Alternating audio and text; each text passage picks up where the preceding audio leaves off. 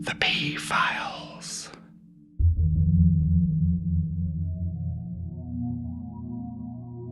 Last night, I dreamt about a bird's nest with 3 baby birds in it, in the rafters above an outdoor patio.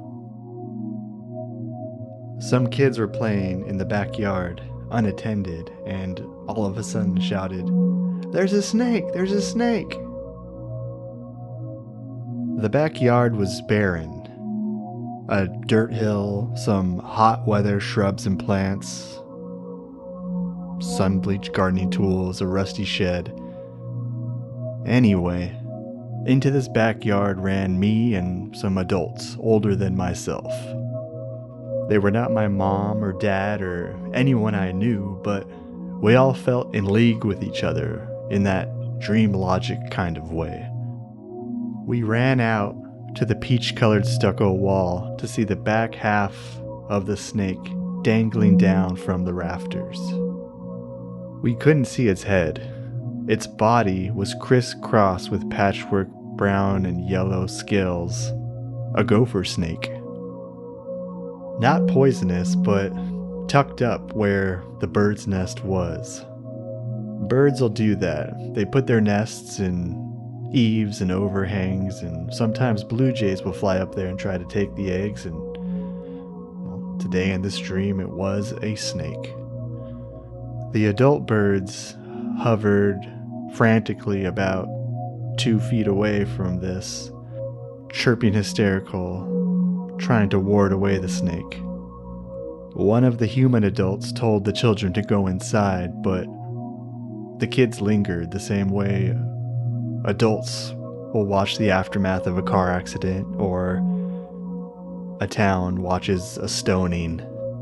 Another human adult used one of those claw grabber things that you use to pick up litter at the beach or grab a jar on the shelf in the kitchen that's way up. They use this to try and grab the snake's body and pull it away, but it was too wily, and you could still hear the chirping in the nest but not see what was happening. The snake was too strong, like a living sentient spinal cord covered in muscles. The human adult could not get the snake out, and there was still chirping, and then less chirping, and finally no chirping. Also, for some reason, there was a guy there with a big crazy mustache feeding wet dog food to dolphins, just rolling it up into balls and lob it into their shiny mouths. I always have crazy dreams when I eat a lot of cheese, and I always eat a lot of cheese when I feel regret, which I did and do feel after what I've done to a recent stranger you and I both know. I'm talking, of course, about Lydia, the fan club president. And tonight, I gotta make it right. Cruising through the Pine Tree State and the Green Mountain State, I wish I could say these plucky sobriquets I'm road tripping through were enough to take my mind off things. But the fact of the matter is, I promised to someone to deliver something special to them. I wasn't delivering something that belonged to them back to them. It was something of them that they wanted sent to someone else. And instead, I dumped it in a trash can. I'm talking about Lydia's erotic thriller set against the backdrop of Y2K. I reneged on a deal I made. And whether that bargain was with the devil herself or just another marm in a strange house, the point remains. I betrayed my own standards. Now, what do I mean by that? See, after the Lydia affair, I've been getting messages non-stop like this one. Yes, hello. This message is for Ryan Cervantes, and I would just like to say that Why are you spending all this time making such a big stink and slandering the name of a good, honest man like Luke Pattersby, a man of letters, and a bestseller at that? I mean, heck, why not just write something new yourself instead of all this horsing off if you think you're such a big shot? Thank you. This person is not wrong. Misguided, sure, about my priorities, but the point remains. Ain't my brain able to make up another brand new hit character? I did it once before. The answer, of course, is yes. I have 1,000 amazing ideas. But right now, what I'm focused on, what this is all about, is justice.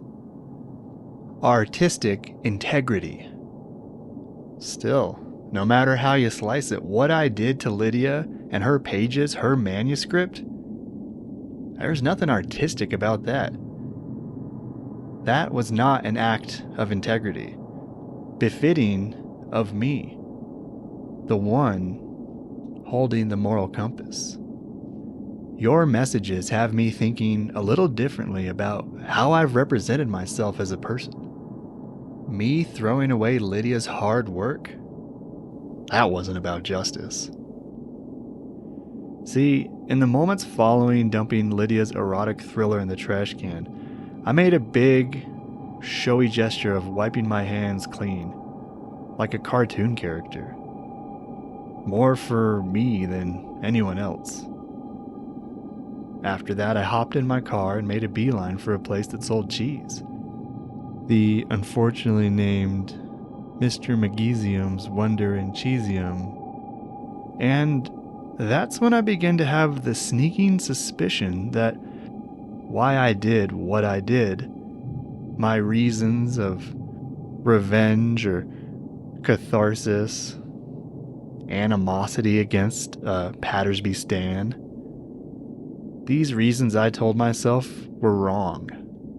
I did what I did out of spite. I'd come face to face with someone at the beginning of their writer's journey, and it made me jealous. Jealous of their hope and possibility. I'd had so many doors shut in my face, experienced so much hurt, that I wanted to pass that pain onto someone else. Snuff out their light before it got a chance to shine. Like a gopher snake chowing down on bird eggs. That's why I did what I did. And I see that now. And I'm not proud of it. As much as I hate Pattersby, his fans are not him. They're not Pattersby. I should be focusing on creating, not destroying. And that's why I went back.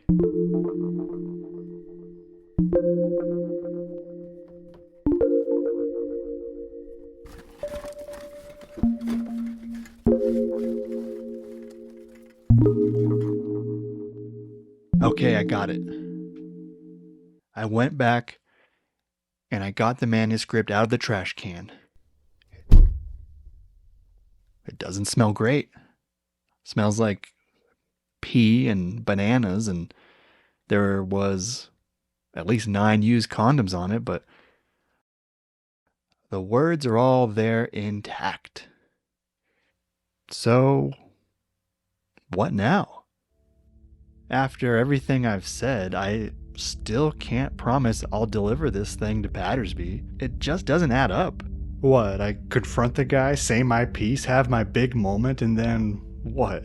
Oh, and by the way, some rando wanted me to give you her life's work. She's a fan of yours. Enjoy. That's not gonna fly. Yet and still, now that I have Lydia's manuscript in my hot little hands, I feel protective over it. What's going on here is I feel a responsibility to this little world Lydia's contained in these pages. I'm like someone who stepped out on his doorstep to get the morning paper and found a baby left there. We've made eye contact. It's held my thumb. I have to do right by it.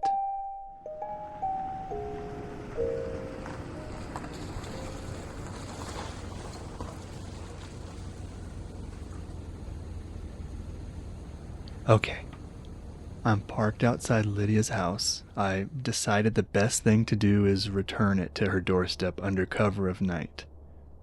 No harm, no foul. But it looks like her adult stepson Jeremy is sitting on the porch, pretty active on his phone. I'll just wait him out. Easy as pie.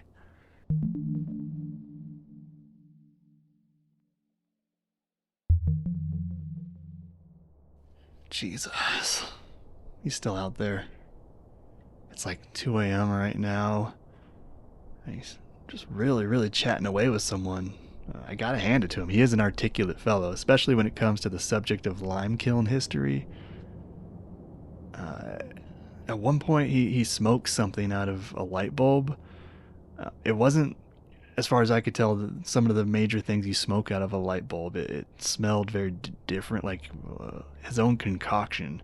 It was getting a little musty in here, so I rolled the window down and some of whatever he was smoking wafted over here, and it's kind of playing havoc with my head a little bit. It's making me a little jittery and a little, I feel a little wild. I just wish that he would go inside, It's just like, come on, dude, just go inside. Hey! Oh, crap. He sees me. I see you! I see you, asshole! Come back here, asshole! Hey, come back here! I lost him. Woo!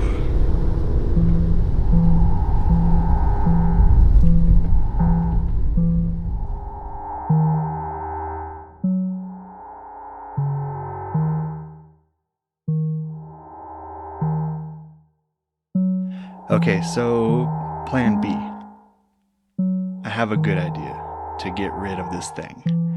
And I don't know if it's the mystery substance of whatever Jeremy was smoking nearby me, or if it's just the adrenaline of another daring escape, or that I haven't eaten or sleeping in 7 hours, but I drove off the main road toward a dark, dense forest. A forest that called to me, beckoned me in that ancient, ethereal language of ideas. Also, I had to take a whiz, and admittedly, the idea I have now for Lydia's manuscript, it's an off-the-wall idea, it's an inspired idea, and I think it's the right idea. It's an idea that involves honor and dignity, and most important, it's what I need from this and what this manuscript needs from me in order for us to put this all behind us. A proper goodbye. I'm talking about a burial. To let you know where my head is at with all this, I feel a lot like the character from The Telltale Heart by whoever wrote that. I think it was Charles Dickens or the guy who did Sherlock Holmes. These pages have a power over me that I need to silence. I need to smother. I need to rid from the darkest reaches of my brain. And look, let's be honest, this thing was just going to be a desk drawer novel anyways. Before I came along, it was going to die a silent death in the shadows of shame. This will not be the case with my plan. This will not be the fate of Lydia's manuscript. Lydia's erotic thriller set against the backdrop of Y2K will be entombed like a hero. If you ask me, it deserves that. All ideas that don't make it deserve at least that. A respectful, proper goodbye. A kiss of adieu into the abyss. This is the right thing to do. It is. And I'll tell you, I'm not a holy guy or a spiritual mumbo-jumbo type, but briefly, I even thought about maybe I'll build a small boat of twigs and float it up a river, but I don't have time for that. I will commend this manuscript to the earth from whence its pages came. This makes sense to me. Even without Jeremy's acrid light bulb smoke, this makes sense. I'm going to walk into this forest and sever the tie that binds us.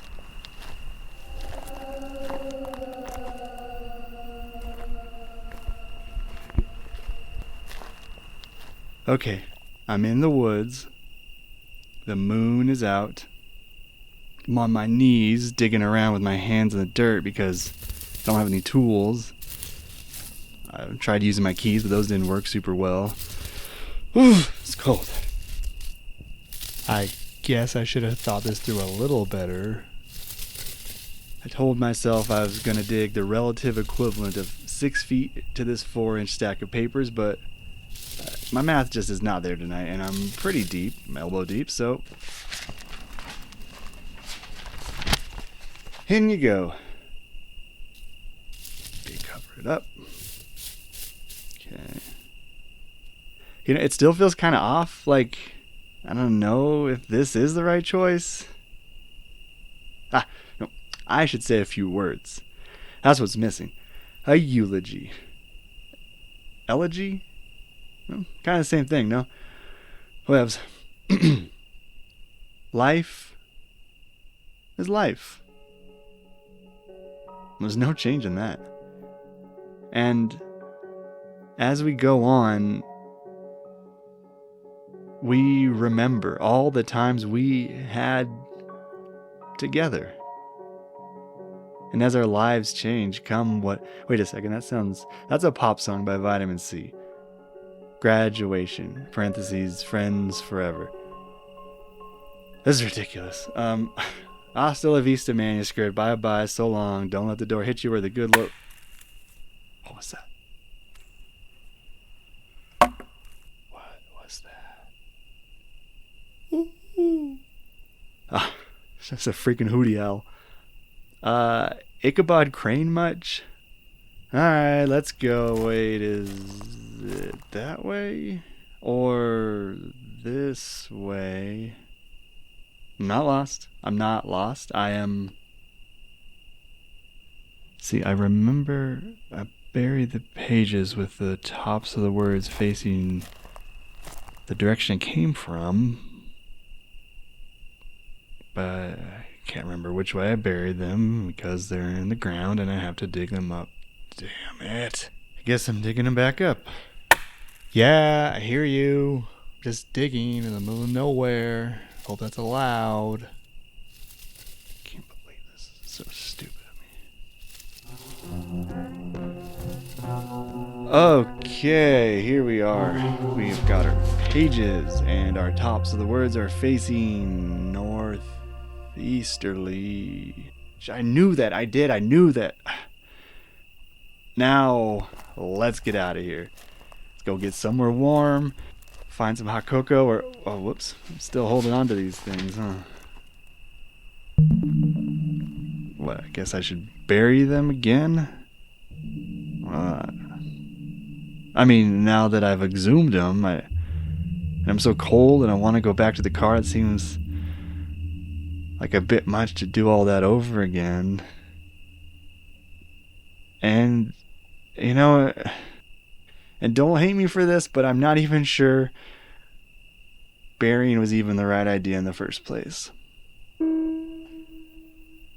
You know how I mentioned earlier that these things have a power over me? Maybe I'm more attached to these than I thought. You know, maybe this is a part of me. Maybe these pages are my albatross. God, it's cold. These pages don't belong in the ground is what I'm saying. That's what it is. Okay, come with me. The pages would travel with me out of that forest. This much was clear. Though their fate, much like mine, was yet to be written.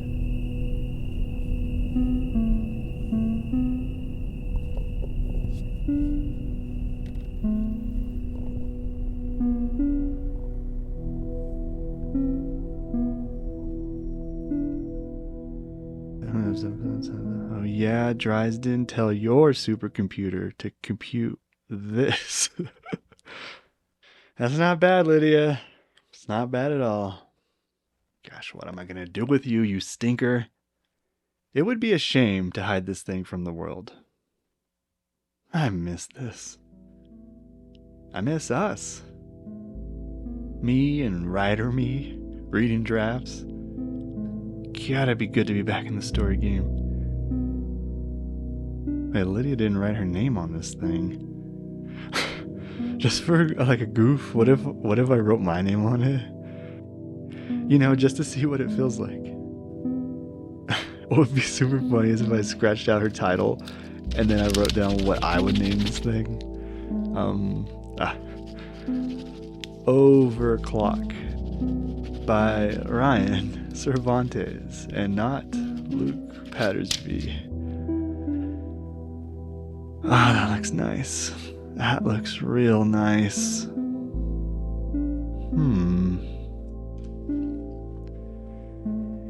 Anywho, while I figure out what to do with this thing, we will see you all next time with Chapter 3, The Rise and Fall of Fiona Caruso. This episode featured music from Eric Jorgensen and additional music from Holizna. We are also lucky to have David Kurze portraying the folksy disgruntled caller. And speaking of folksy, we want to thank the folks who recently joined our Patreon, namely Die Inside Gaming and Jessica Burson of Regina Prime. You too can join our Patreon if you'd like to support us, or you can just share us online, leave a review, spoil a family dinner by dominating the conversation with how much you love this show. We also want to invite you to sign up for Apollo Plus, the home of audio drama on internet. There's a lot of great titles there, all in one place, and over there we are releasing bonus content a little earlier. You can get these P files right in your inbox. Most importantly, just be vocal about how much you enjoy this stuff or anyone else's show. I mean, that's what we do this for. I mean, that's the reason I do it for, that and, those favors I owe the Mafia. So get out there, tell a friend, tell a lover, tell an enemy, go tell it on the mountain. And until next time, see you in the thriller pages.